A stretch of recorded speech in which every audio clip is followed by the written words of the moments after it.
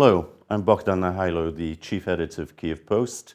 Thank you for tuning in. Today we have a very special guest, an eminent journalist who's on our screens all the time, whether it's on CNN or Al Jazeera or the BBC, Canadian of Ukrainian origin, Mike Bociurkiw. Thank you. It's good to be here at Ukraine's Global Voice. Thank you, Mike, for emphasizing that. Mike, it's very good that we have an opportunity to talk to you about who is Mike Bociurkiw? How did he become a journalist? How did he become so prominent? We can talk in another interview about the global scene. You're a global affairs specialist, you're a writer, you're a speaker, commentator, etc. But I'd like you today to tell us a little bit about who is Nahaylo Bociurkiw, right? Now, as I recall, when I was a bit younger, I knew your father, who was an eminent professor at Carleton University in Ottawa. And I never imagined that this famous writer on political affairs, the former Soviet Union, would have a son that I'd meet one day and we would be interviewing in this capacity. So tell us a little bit about your family background. Great. Thank you for that. And yeah, who would imagine we'd be talking here in Kyiv during wartime as well? Yeah. I identify myself as a global affairs analyst. My kind of tagline is, I connect the geopolitical dots so you don't have to. So that goes into everything I do, whether it's the interviews you referred to on my website, michaelbociurkiw.com. I do a daily update on world headlines called World Briefing, which you've started to republish, which is great. And then I'm also a senior fellow, non-resident senior fellow at the Atlantic Council. But the reason I'm in Ukraine now, I arrived actually before the full-scale invasion of February 2 years ago, because I really sense something big is about to happen. Remember the buildup of Russian forces on the border at that time, and then the few months before, Putin's insane 5,000-word essay that basically laid the groundwork for what's happening now. What I did is I came here, set myself up, and then I did a fundraiser, crowdsourcing. There were individual donors. The Atlantic Council was helpful to allow me to stay here and to be an independent commentator with, of course, a kind of Ukrainian diaspora accent. And I had been here, as you know, previously as spokesperson for the Organization for Security and Cooperation in Europe, Special Monitoring Mission. So that was 2014 to 2016. May I just interrupt you? And you were actually at the site where MH17 was shot down by the Russians in 2014, wasn't it? It's the 10-year anniversary coming up this year. So that was, you were there. We were there hours afterwards. Hours afterwards with our OSCE team, and we were the first independent international eyes and ears on the ground. And that kind of, in a way, brings us to where I am today, because that's when I was on TV almost 24/7, and a lot of network producers remember me from that time. And it's incredible, Bohdan, how this story kind of comes back into the picture. Just a week ago, I was doing interviews on the mysterious downing of that Russian military transport plane near Belgorod, and we were trying to draw some parallels with the downing of MH17 as well. Curious, isn't it, how that story went quiet? Yeah. Anyway, so also I spent time in Ukraine as an election observer for Canada.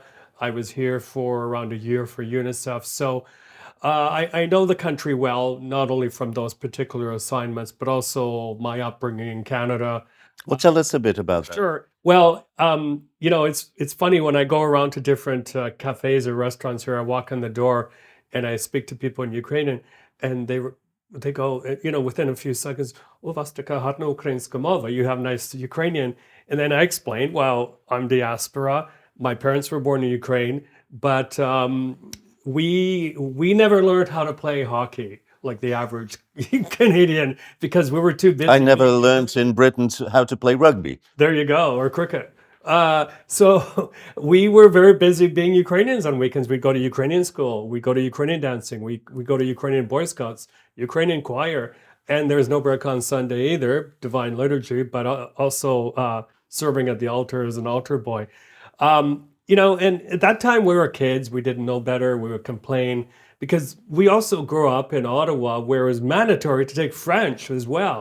So learning 3 languages, and of course, we're all grateful now, especially myself, because it gives us this beautiful entree into this beautiful country where our roots come from. So that kind of ties everything together. Yeah, I had the same upbringing in Britain. Sure. You know, Saturday school, Ukrainian, Sunday all day Ukrainian stuff from church to cultural events, etc. Very little time to recover from your 5 days at school. Exactly. And I cannot imagine doing what I do right now without knowing Ukrainian, the language, the history. I've often said in so many interviews, this really feels like history repeating itself.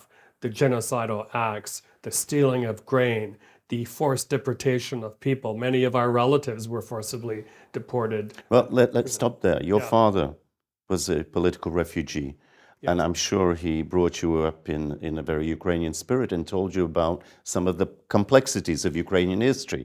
So what impact did your father have on you, Professor Bohdan Bociurkiw of Carleton University? His expertise was church state politics in the former Soviet Union, but especially the liquidation of the Ukrainian Catholic Church. So again, these were complex topics for us when we were younger. But I do remember in the day when we were young, a slew of released Ukrainian dissidents would come through my parents' living room and dining room and sit for hours and talk. And this kind of trickled down to us. And it's funny because at the time, whenever something happened on this side of the planet, my father would be called in to do interviews, the same thing I kind of do now. But he had a real knack for taking these complex topics and explaining them in an understandable way. There's an anecdote I hear from his former students that he had the longest reading list in the entire Carleton University, and people would be afraid of him almost, but he was a very, very compassionate academic and also someone who spoke a lot at conferences, explained the history. Well, I remember him well, and he was a gentleman, gentle and a very kind soul and very learned. Yes. How did you get into journalism? Where did you start? Well, I started actually, I was rejected by the journalism department at Carleton University. They thought my marks weren't good enough. So I said, So I took the second best thing, I suppose, was mass communication. But, I'm glad that happened because it really gave me a wider kind of background. We had to take sociology, economics, statistics, things like that, all things that helped me to become a journalist. And then I started out by volunteering at our campus radio station at Carleton, CKCU FM 93.5. And then I did a summer at the Ukrainian Weekly in Jersey City, which still survives to this day. And also I worked there full time for a year and a half, 2 years.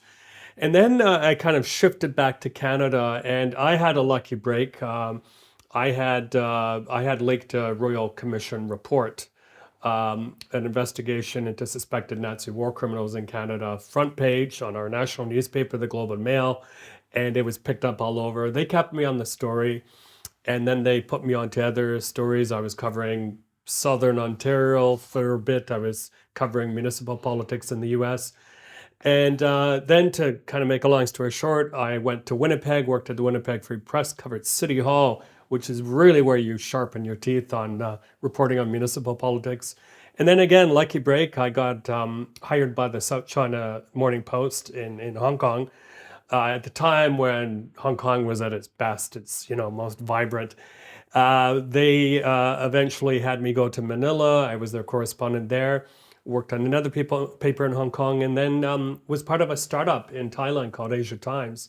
And this was interesting because it was meant to be kind of the Wall Street Journal of Asia. We had mostly Asian editors, and we really learned a lot from them about the specifics of covering that region.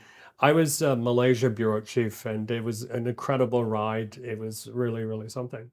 At the time, did you feel it was still important to retain your interest in Ukraine and what was happening there? Or did you feel that you were moving away into different branches of journalism? Well, a couple of thoughts there. I mean, when I made that break in the Globe and Mail, that was still very, very much a time when we were a country in Canada of two solitudes, the English and the French. If you didn't have a name like MacDonald or a name like Chrétien or something, you were out.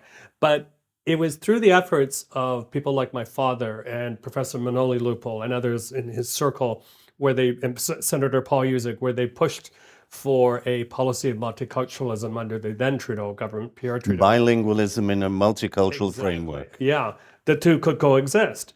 And that cleared the way for people like us. I mean, my father was actually appointed to the board of directors of the National Museums of Canada. That was a big, big deal for people like him. So they kind of cleared the path for us. And I have to say that my first time ever to Ukraine, it was still under the Soviets then, was by the South China Morning Post. They had, And what year was that, Mike? so that would have been, oh, don't put me on the 90, spot. 89? That would have been, yeah, around there. Yeah. I And was first here in 1990, June. yeah, that was when the start of Ruch, things Yeah. like that started to happen.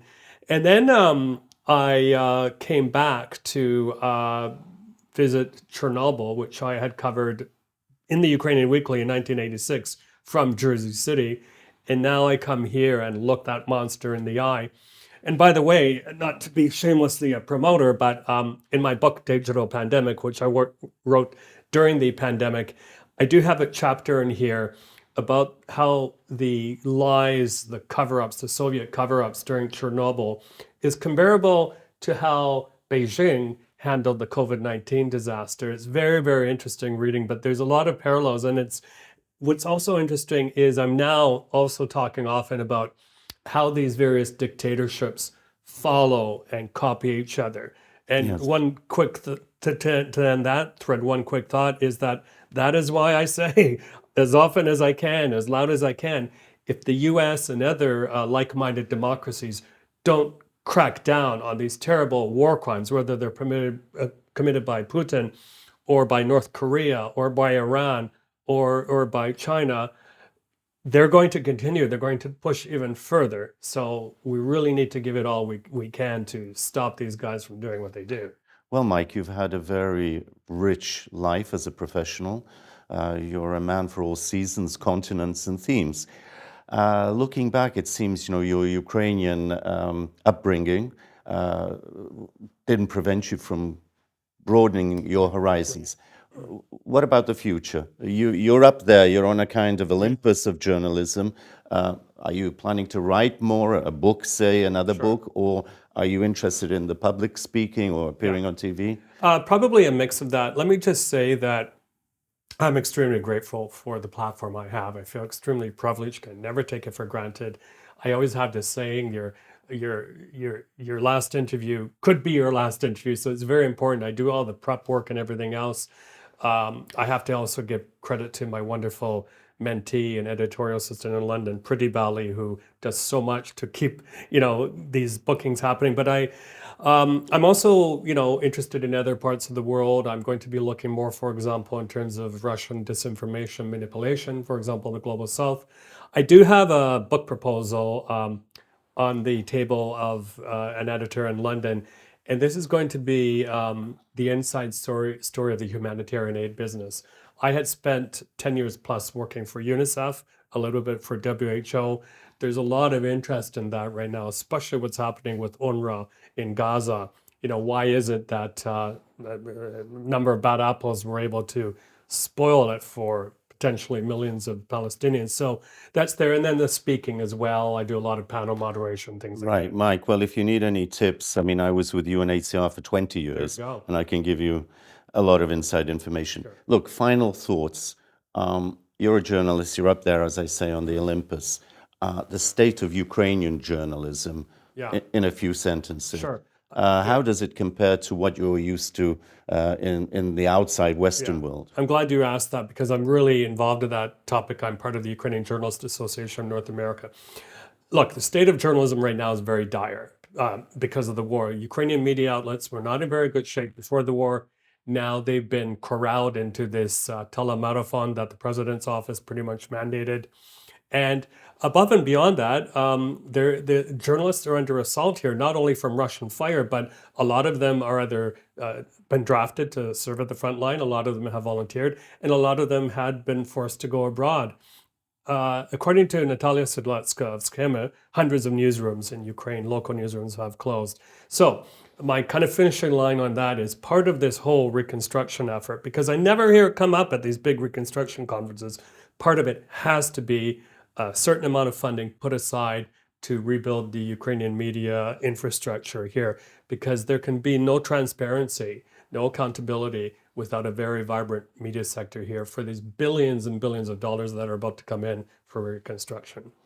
Thank you. I've been talking to Michael Bociurkiw, an eminent, I would say now, renowned international affairs specialist on TV, on various channels, different channels. And it's a pleasure, Michael, to have learnt about your background and how you've got to where you are now. Thanks for gracing our studio with your presence. Thank you for having me.